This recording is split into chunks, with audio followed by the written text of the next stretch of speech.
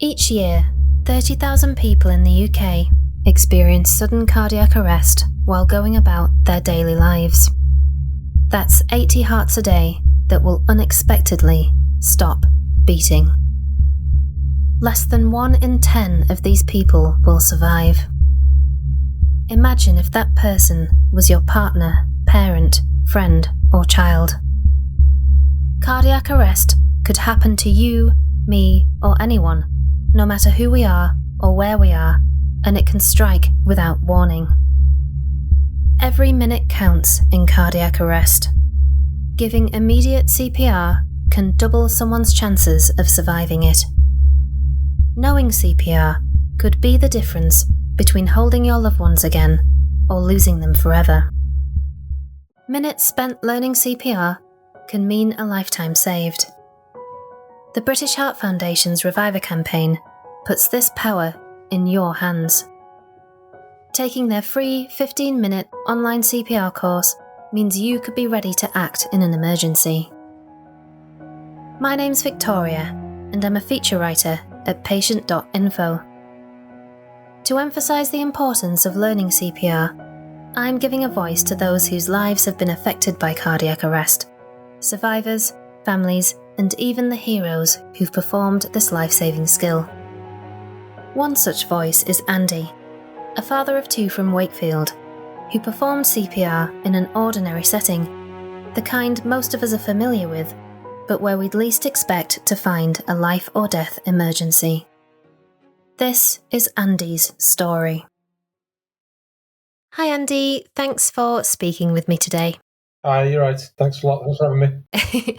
Would you mind just introducing yourself? Yeah, so my name's Andy Bleasby, and I am an operating department practitioner. I'm currently working in the private sector, previously worked in the NHS.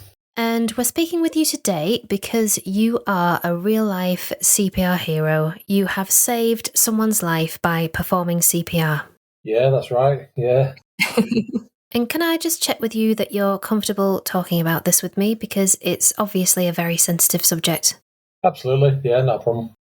So could you tell me when and where you received your CPR training and what prompted you to learn?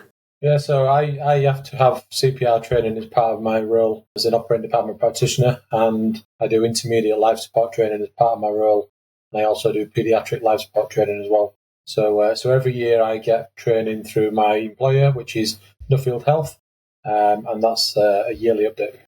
And where were you on the day that you saved someone's life through CPR? So I was actually in the pub. We'd gone to a local rugby game, Leeds Rhinos were playing, and we'd gone to the pub beforehand for some food. I was sat with my in-laws and their friend, who was a police officer at the time. So yeah, we just quite happily just having a meal, just chatting about the rugby, getting prepared to go walk down to the ground, and then it all just changed, really. And did you know the person that you helped? No, at that point, no, I didn't know him. I never met him before at all. Just a stranger in a pub. What were the first signs that you noticed something was wrong? So I was just, like I said, I was sat chatting to my in-laws and some friends, and then one of their friends came back from the bar. He sat down and said, "Oh, there's something going on around the corner. Some blokes collapsed." So I kind of sat there, and my inquisitive mind started going, and I thought, "Oh, someone's collapsed. That doesn't sound good." So I got up. Could being in the medical profession, felt like I couldn't just ignore that fact that someone had collapsed. So I got up and went around the corner to see what was going on. And it was at that point when I saw there was a man lying on the floor. A group of his friends stood round him, one of them on the telephone to the ambulance, but no one actually doing anything at that point. Just trying to call his name and trying to rouse him from his unconsciousness. I think one of them had rung the ambulance, but I think one of the bar staff was already ringing the ambulance as well. So there was 2 phone calls going on, but no one was actually doing anything at that point. People just laid on the floor, and everyone just kind of stood around wanting to have a look and see what was going on, but no one was actually intervening. So obviously I stepped in and did what I needed to do. How did you decide to take action and perform CPR? So I went over to the gentleman, checked his pulse, tried to get a response, asked his friends what his name was. Sort of in the profession we call it shake and shout. We kind of shake his shoulders a little bit and shout at him to try and rouse him out of an unconscious state. But when I checked the pulse and realised I couldn't get a response from him, then I started CPR. and that is kind of the sort of the process and the way things are done if you can't get a response. And what happened after you started CPR? What kind of thoughts were running through your head, and how was the person responding? No real thoughts running through my head. It's a pretty strange situation, really. It's, when you're in that particular zone at that time, the adrenaline's pumping, you're concentrating on what you're doing, you're not really thinking about anything else, you're not really looking around at surroundings or who's around or anything, you're just literally in the zone. So I started CPR. I was giving CPR for quite a long time. There is some talk in CPR training whether you should give 2 rescue breaths or just do continuous CPR. So I gave 2 rescue breaths and then continued my CPR. And then my friend came back around the corner. He was a police officer. He could see what was going on, and he could see that I was attempting to try and continue the CPR, but it's quite tiring after you've done it for quite a long time. So in his police training, he's also done CPR. So he offered to take over for me to have a rest. So he continued the CPR, and between us, we kept swapping and alternating until the ambulance service came, which I'm not quite sure how long it took for the ambulance service to arrive. It wasn't really paying much attention to that, but it felt like we were there for quite a while on our own, giving CPR.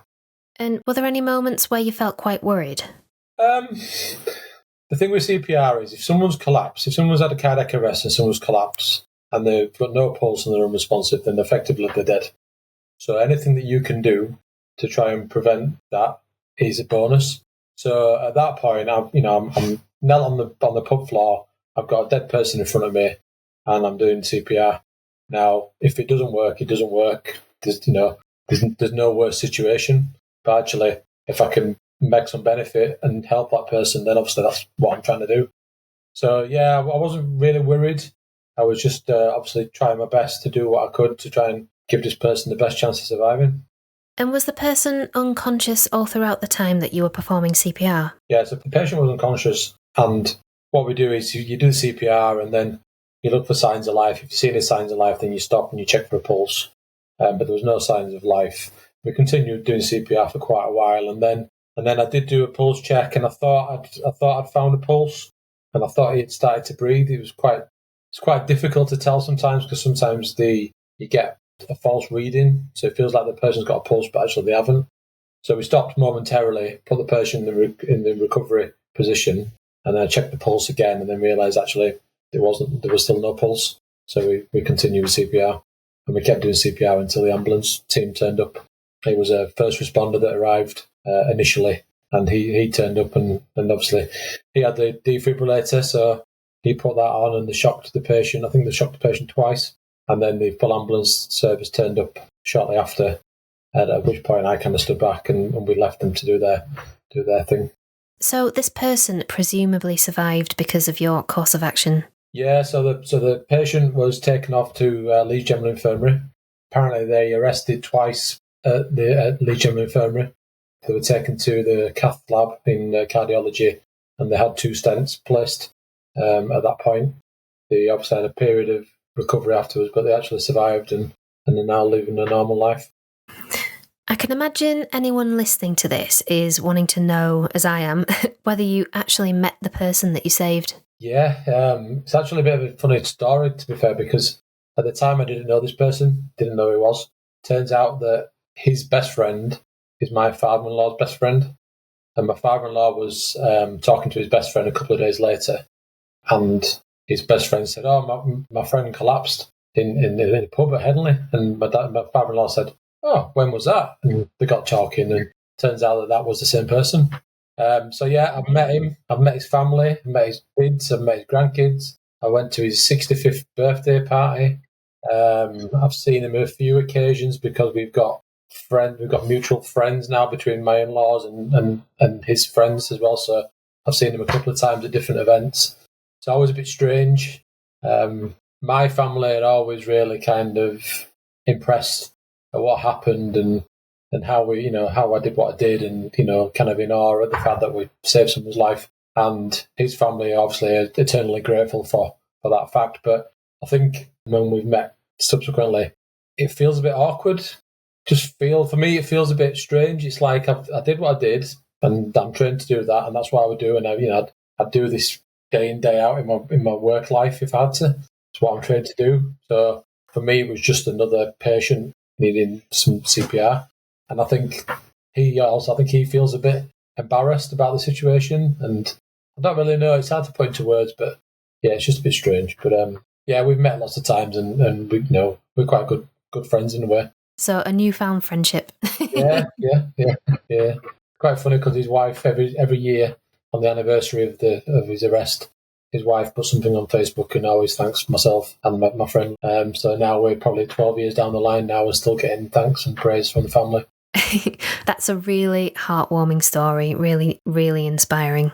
So how has this experience impacted you? Well, as I say, it's part and parcel of what I do. It's to what I've been trained to do, and it can happen at any point. So I don't think it's had any lasting effects, but I think it's quite nice to be able to have that story to tell to my kids and to anybody who wants to do any kind of CPR training. There's an example there of how it works and how effective it can be. And as I said to you before, at that point when the person's had a cardiac arrest and they're laying on the floor unconscious with no pulse, they are effectively dead. So anything you can do is a bonus. Even if you've not had a great deal of CPR training, even if you watched it on TV, on these programs such as Casualty and other things like that, if you can follow those steps and you can attempt to do what you can do, that's better than nothing. That gives that person a chance of survival. And would you encourage others to get CPR certified? Absolutely. Yeah, absolutely. There's lots of organisations that are running free basic life support courses, CPR training. So if you get an opportunity to go on one, that by all means do it. You never know when it's going to come in use. It may be a stranger in a pub in this situation, or it may be a family member in your own house. I would like to think that my wife has obviously seen what I've done and she's learned CPR training through her role and stuff like that in her work. So I'm quite confident that if something happened to me, she'd be able to do the same. But it's difficult when it's somebody that you know. And I imagine if it's someone who you've got a personal connection to, it may be quite traumatic, that experience. But again, having that training is vital and just doing what you can do. As much or as little as you can do is better than nothing at all. I think the main thing I would say is in this situation, there were a lot of people stood around doing nothing. A lot of people in those situations want to come and have a look. They want to see what's going on, but they don't attempt to actually help. Don't walk by. Don't stand there and watch. Get involved. Do something. Like I said before, you may not have had a full amount of training. You may have watched some CPR being done on TV, but anything someone can do is better than nothing. So even if even if there's 10 people stood around, if they all do a little bit of CPR, take it in turns. It's very tiring. It can all help that person survive. Well, thank you so much for talking to us, Andy. No problem. Thanks for having me. And thank you also for being a real-life CPR hero. Thank you so much. Thank you. Bye now. Bye. Be like Andy and become a CPR hero in just 15 minutes. Help yourself to help save a life with Reviver, the free online training course from the British Heart Foundation. It's effortlessly simple and super easy to do. Just visit www.reviver.bhf.org.uk to learn vital life-saving CPR skills. Be the difference between life and death and change someone's future forever.